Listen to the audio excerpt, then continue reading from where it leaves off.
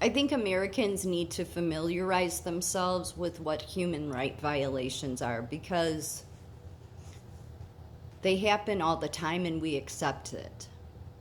Because the automatic assumption is that human rights violations only happen in other countries, in poor countries where people are put into slavery, yet we've been put into slavery under a tax debt system. But that's not the only way. Humiliation, degradation, dehumanization, human dignity violated. I can think of ton of times my own human dignity has been violated by employers. So the amount of work that the Hill does is to serve the CEOs, to serve big business, to serve the Federal Reserve. And yet most Americans don't even realize the amount of human rights abuses they have suffered. Not just in 2020 when you were demanded to get injections into your arm in order to earn a living. Does that sound like the American dream?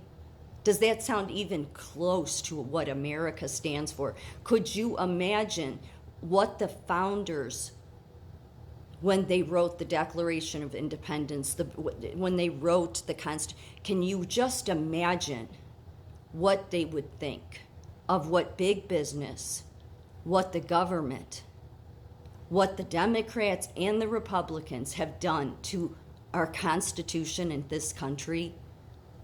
They would not recognize it. They would say this is nothing at all what we envisioned, which is why we said it was an experiment and you would only be able to keep it if you stayed on top of it. How many medical procedures do you have to go through just to get a job? How many humiliating medical procedures? Giving urine alone.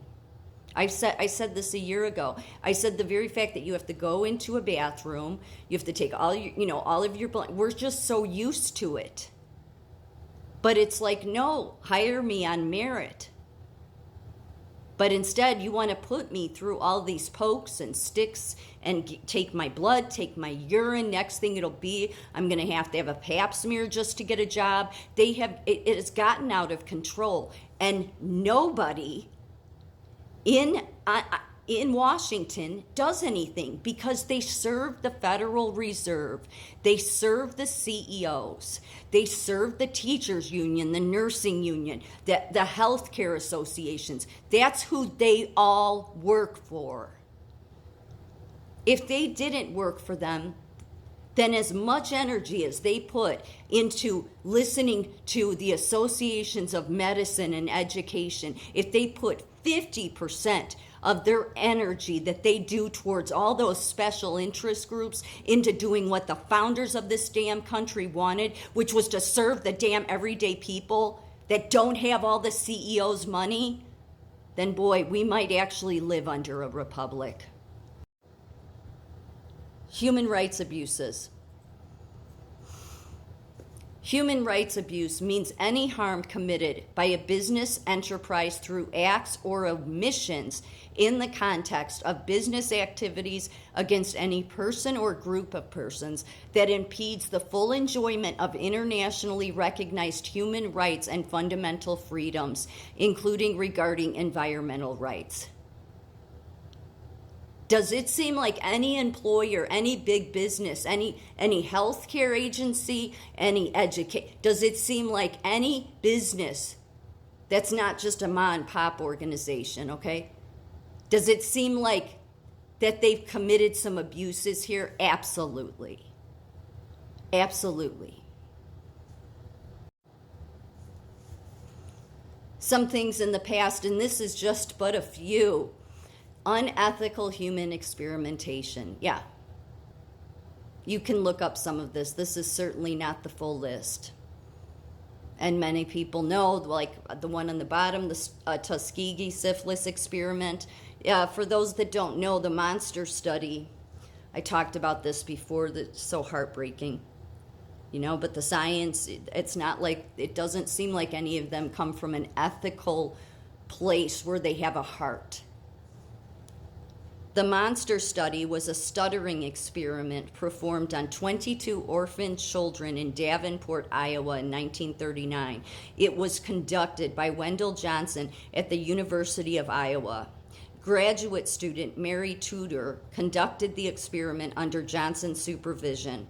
Half of the children received positive speech therapy, praising the fluency of their speech, and the other half negative speech therapy, belittling the children for speech imperfections.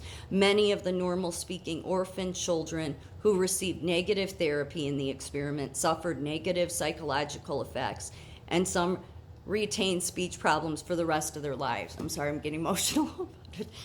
It's just, these people don't care what they do to others. And there's this belief, right, that that's 1939. That still doesn't go on today. It doesn't? It doesn't? 2020 wasn't all about that? Just on a mass scale, because they've managed to convince the American people these are all just separate incidents, but they've been going on forever. And again, the most highly educated doing it. The other experiment here people might not know of is the milligram experiment. That's this experiment. The experimenter E orders the teacher T, the subject of the experiment, to give what the teacher believes are painful electric shocks to a learner who is actually an actor and Confederate. The subject is led to believe that for each wrong answer, the learner was receiving actual electric shocks, though in reality there was no such punishment. Being separated from the subject, the Confederate set up, let me just tell you more about it, that doesn't explain it quite as clear there. The milligram experiments in obedience to authority figures were a series of social psychology experiments conducted by Yale University psychologist Stanley Milgram.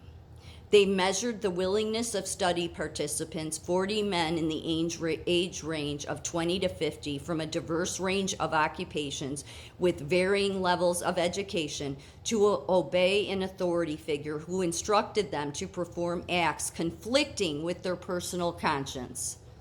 Participants were led to believe that they were assisting an unrelated experiment in which they had to administer electric shocks to a learner. These fake electric shocks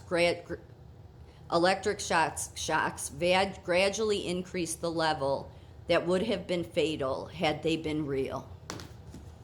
Does this seem ethical at all? No. Does this seem like a human rights violation? Absolutely. But the universities and the science departments have been getting away with it for decades and decades, really forever. And now they just do it on a wide scale. Yeah, if you don't do this, you can't have a job here. You can't work here. It's for your health. It's for the health of the common good. It's for health equity. It's for equity, inclusion, and diversity. But we're going to violate your rights in the name of health, aren't we? We're going to put you through humiliating ordeals just to earn a living. Yeah, the American dream. And then yet people want to put Mike Johnson or anybody on the Republican side on some pedestal as if they've done anything.